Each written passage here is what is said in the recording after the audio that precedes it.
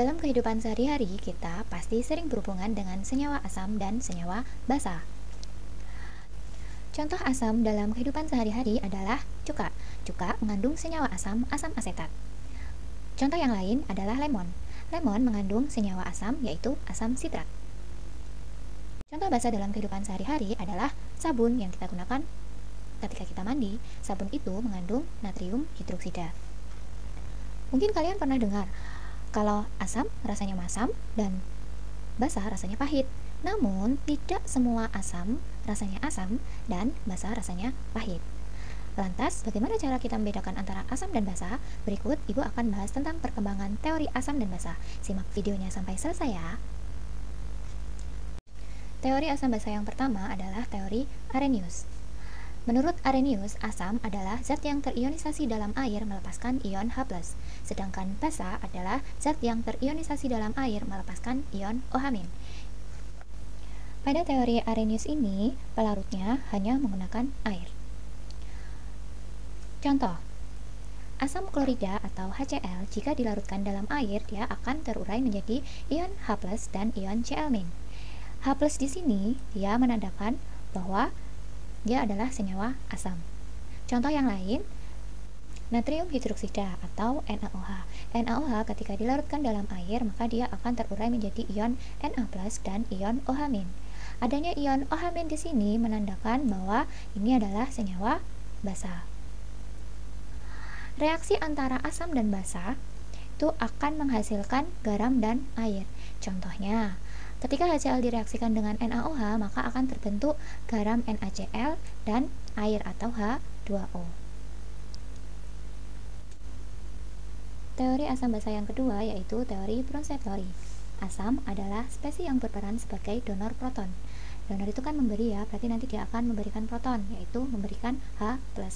Sedangkan basa adalah spesies yang berperan sebagai akseptor proton atau penerima H+. Jadi kalau donor itu memberi, akseptor itu menerima. Nah, pada teori ini dia lebih unggul daripada teori Arrhenius. Kenapa? Karena pada teori ini pelarutnya itu tidak hanya menggunakan air. Nah, reaksi asam dan basa pada teori Bronsted-Lowry akan menghasilkan basa konjugasi dan asam konjugasi. Jadi pasangannya asam adalah basa konjugasi, sedangkan pasangannya basa adalah asam konjugasi. Contohnya, ketika ada CH3COOH atau asam cuka atau asam asetat, jika dia direaksikan dengan H2O, pada reaksi ini CH3COOH di sini dia akan bertindak sebagai asam. Ya, dia bertindak sebagai asam karena dia akan memberikan H+-nya kepada H2O dan akan membentuk CH3COO-. Ya, jadi ini CH3COOH dia melepaskan H+-nya, nanti akan membentuk CH3COO-. Dia bertindak sebagai asam. Nah, CH3COO-nya di sini dia bertindak sebagai basa konjugasi. Jadi pasangannya kalau di sini sebagai asam, berarti pasangannya adalah basa konjugasinya. Sedangkan H2O di sini dia bertindak sebagai basa. Kenapa? Karena dia adalah akseptor H+ atau penerima H+. Ya, dia bertindak sebagai basa. Nah, pasangannya nanti ini kan berarti tadi penerima ya, berarti hasilnya adalah H3O+. Dia sebagai asam konjugasinya, ya. Jadi kalau asam pasangannya basa konjugasi, kalau basa pasangannya adalah asam konjugasi. Jadi bisa dituliskan pasangan asam basa konjugasi yang pertama CH3COOH dan CH3COO-. Kedua H2O dan H3O+. Nah, dari sini kita bisa ketahui bahwa jadi pasangan asam basa konjugasi adalah satu spesies. Yang pertama satu spesies, kemudian dia mempunyai selisih satu atom H. Di sini kalau kamu lihat nih, CH3COOH dan CH3COO-, dia satu spesies.